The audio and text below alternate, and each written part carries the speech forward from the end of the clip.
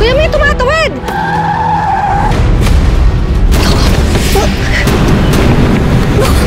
Miss Kissing!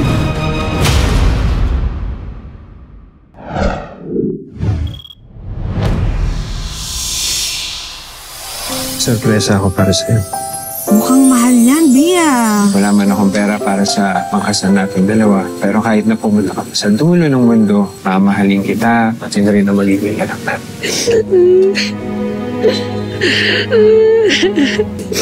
I love you.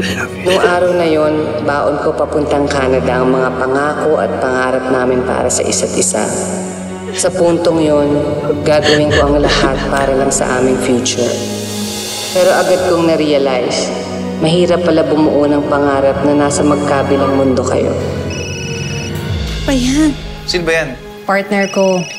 Naataka na naman ng selos. May lalaki ka bang kasama dyan, ha? Tonyo naman, lasing ka na naman. Tumatawag ako sa'yo, hindi mo sinasagot. Pag si Krista tumatawag sa'yo, sumasagot ka agad. Ano bang problema? Kasi alam ko naman aawayan mo lang din naman ako, di ba? Sabi ko nga sa'yo, mamaya na tayo mag-usap. Ang dami ko pang trabaho dito. Ano, kasama mo na naman yung Freddy dyan?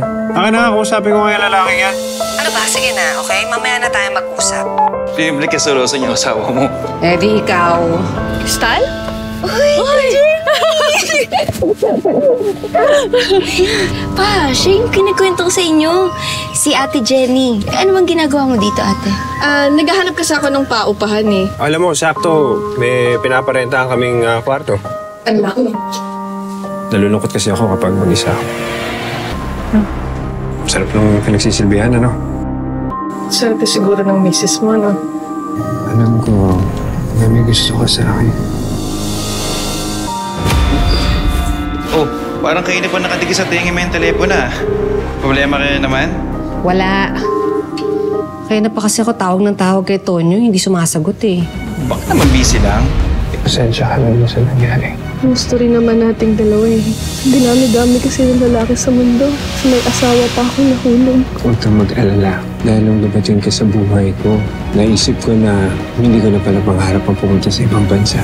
Gusto ko na lang na nandito ako sa tabi mo.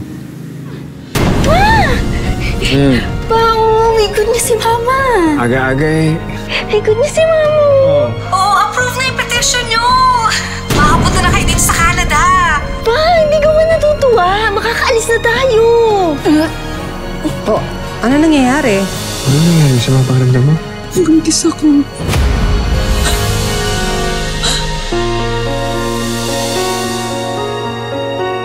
Tungkol dyan ang kwento natin ngayon, dito lang sa Tadhana.